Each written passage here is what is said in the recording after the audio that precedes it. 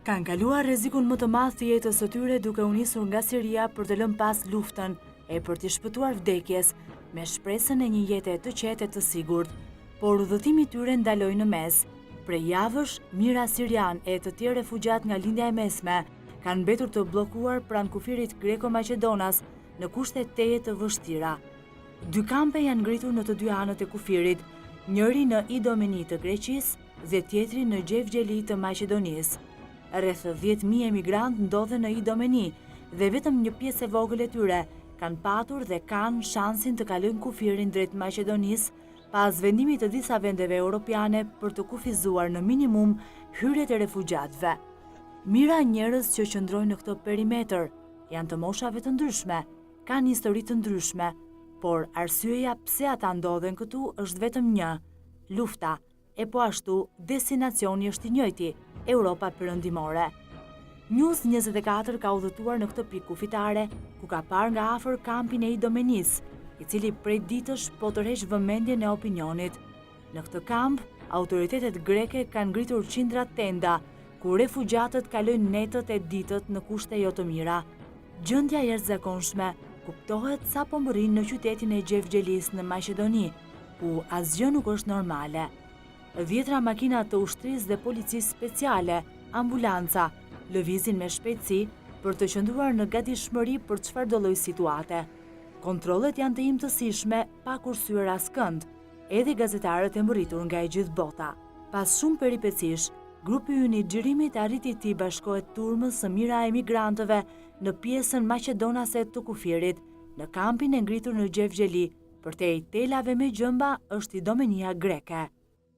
Përtej këtyre telave në anën e kufirit grek, prej disa ditësh presin rreth 10.000 refugjat, kryesisht nga Siria dhe nga vendet e lindjes së mesme. Ata janë bllokuar këtu që kur disa vende europiane, përfshirë këtu edhe Maqedoninë, reduktuan në minimum numrin e refugjatëve të cilët do të lejohen të kalojnë kufirin, ndërsa kanë mbyllur edhe gardet.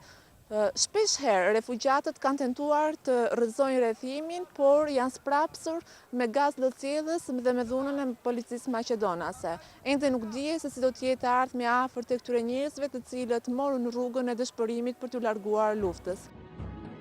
Sirianët që ndodhen aty nuk e fshehin ngulmimin për të shprehur dëshpërimin për të gjithë ato çfarë po përjetojnë. Megjithatë, drama e tyre nuk ka nevojë për shumë fjalë për të kuptuar. Fëmijë që qajnë nga i ftohti dhe uria, nëna që shtrëngojnë në gjy foshnjet, të moshuar, të rinj të moshave të ndryshme me barkun bosh dhe të leckosur. Gjithë kjo e shoqëruar me shikimin e përlotur, shpesh herë edhe të ftohtë për shkak të kësaj situate që duket e pashpresë. Në anën tjetër të kufirit, pak metra më larg, në Idomeni, janë mijëra çadra të vogla në të cilat flen në kushte çnjerëzore 10 persona. Të tjerë qëndrojnë në qiell të hapur, të kërcënuar nga sëmundjet dhe i ftohti, të mbështjellë me batanijet e shpërndara nga organizatat ndërkombëtare. Mes dy kufive janë me mira forca ushtrie dhe policie nga disa vende, për të shmangur incidentet e për të mos lejuar kalimin e refugjatëve drejt Maqedonisë.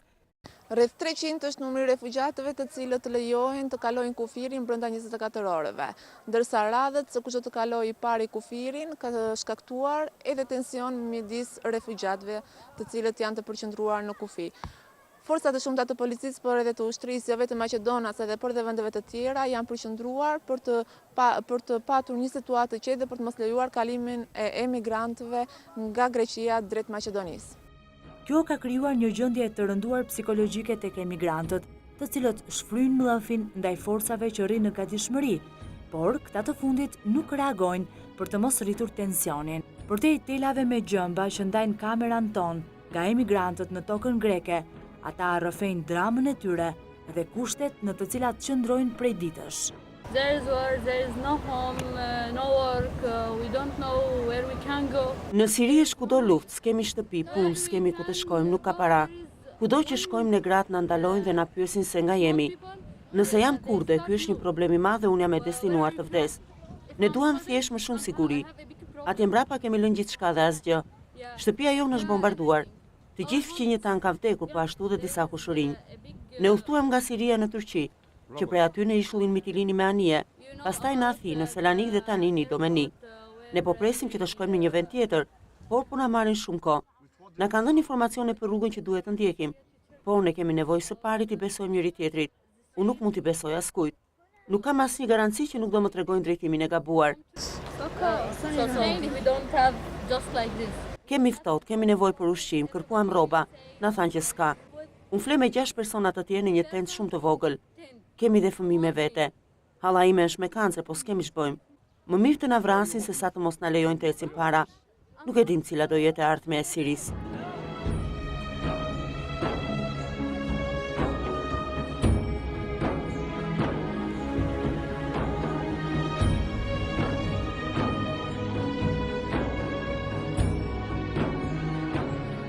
I come from Syria, from Kobani. Vi nga Siria, nga Koban, ndodhem këtu prej 10 ditësh, ndodhem bashkë me familjen e bashkëshortit tim. Erdhëm deri këtu për shkak të luftës. Ne menduam se do gjendej një zgjidhje, por pas 5 vitesh situata është përkeqësuar. Ne qëndruam në Athinë, ishim në kushte të mira. Këtu nuk ndihemi mirë. Është shumë ftohtë sepse ne qëndruam në një tent të vogël. Duam të shkojmë në Gjermani, shpresojmë. Duam të shkojmë nga Maqedonia në Serbi, Sloveni dhe destinacioni është Gjermania. Ne kemi ardhur këtu për shkak të terroristëve, sepse na vranë gjithë njerëzit tanë dhe ne gjithashtu kemi frikë nga terroristët. Këtu kam ardhur i vetëm. Nuk kam ngrëmë mjaftueshëm. Dua vetëm të kaloj kufirin dhe të shkoj në Gjermani. Kam 10 ditë që pres këtu, ndërsa policia maqedonase nuk bie dakord që ne të kalojmë. Have cold, no food, no anyone to help us. Kemi ftohtë, s'kemi ushqim, askush s'na ndihmon. Nëse një tend është për 10 veta, ne flejmë 100 veta brenda saj. Gjithkohës ka njerëz që zihen sepse policia maqedonase nuk hap kufirin. Çdo ditë ndodh kështu. Kufiri hapet për 30 minuta dhe mbyllet për 3 ditë. Unë qëndroj prej 10 ditësh, shoku im ka 15 ditë. Ne nuk duam të qëndrojmë këtu, duam të largohemi. Ja themi vazhdimisht policisë, por askush s'na kupton. Këtu nuk rrihet më. S'ka asnjë vend ku të lahemi. Jemi njerëz në fund të fundit. Always Iraq dash problem. Duam të ikim në Gjermani. 3 motra më janë vrarë në Siri dhe nuk mund të qëndroja më aty. Këtu ndodhem për 10 ditësh, ky është i vetmi ushqim që konsumoj gjithë ditën. Policët Maqedonas janë sjellë shumë mirë me ne. Jam këtu bashkë me familjen time. Do të shkojmë në Shqipëri për tranzit, por destinacioni jonë është Gjermania. Për një gjë shprehen të sigurt, nuk ka më kthim pas. No, I will not go back. If you are stay here, we will die. Nuk do kthehem, do qëndroj këtu dhe nëse do më duhet të vdes. Kjo është më mirë se sa kthimi pas. Thjesht shpresoj për një jetë të thjeshtë, por të qetë të sigurt. It's a big disaster. I will stay there until Pasi të mbaroj lufta mund të kthehemi në Siri, por tani dua të shkoj në Gjermani tek bashkëshorti im. I'm not want to come back. No to Athens, no to Turkey, no to my country. Nuk dua të kthehem më pas, as në Turqi, as në vendin tim. Në vendin tim të gjithë vdesin, askush nuk mund të jetoj. Vrasin të moshuar, fëmijë, të gjithë njerëzit vdesin. Sigurisht që kam frikë të qëndroj atje. Luft. Për asgjë tjetër s'mund të flitet në vendin tim. Në Gjermani nuk ka luftë. Aty është mundësia për një jetë më të mirë, me njerëz më të mirë. Nëse dikush sëmuret, aty gjenden ilaçe të paktën. Ka njerëz që s'kan as çfarë të veshin. Ne s'kemi lidhje me terrorizmin. Pavarësisht pranisë së policisë, përplasjet mes refugjatëve sirian nuk mund të menaxhohen për radhën e kalimit. Teksa rrëfejnë për gjithë rrugën e kalimit, sirianët pranojnë se kudo ku kanë shkuar, ka pasur persona që i kanë ofruar kalimin kundrejt parave. A lot of people do that. Ka pasur shumë njerëz që na kanë kërkuar para që të na ndihmojnë të kalonin kufirin, që nga Turqia, Mitilini edhe këtu për në Maqedoni. Na kanë kërkuar 500 euro, por nëse ne do të kishim kaq para do qëndronim këtu.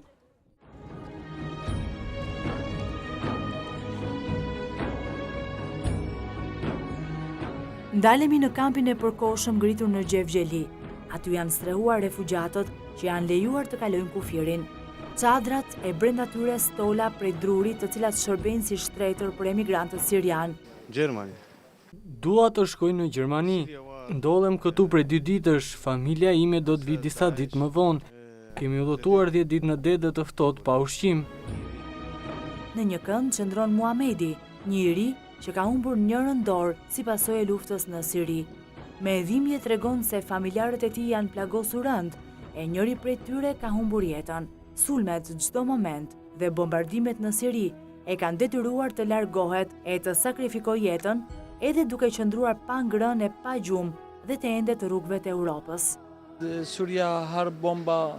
Kemi frikë nga bombardimet dhe lufta në Siri. Kemi vojtur shumë e nuk duam të kthehemi më aty. Duam vetëm të shkojmë në Gjermani. Kur të mbarojë lufta, mund të kthehem në Siri. Situata rëndohet e tensionohet çdo minutë dhe orë që kalon në kufirin greko-maqedonas, i cili ka muaj që mban mbi vete këtë tragjedi njerëzore. Padurimi, lodhja, uria shtohet mes emigrantëve, të cilët kërkojnë vetëm kalimin tranzit drejt vendeve të Europës qendrore, ndërsa për Shqipërinë thuajse askush nuk flet. Her pas here ata revoltohen e bllokojnë trenat e mallrave në tokën greke, me shpresën se do arrihet në një zgjidhje, por zgjidhja nuk vjen. E gjithë bota flet për ata, dikush me dhimbje, keqardhje, dikush me frikë, duke i parë si terrorist, të tjerë indiferent. Liderët botror përpiqen të gjejnë një zgjidhje për vend strehimin e tyre, duke zgjatur edhe më shumë vuajtjen e këtyre personave, që vetëm një gjë nuk njohin: kthimin pas.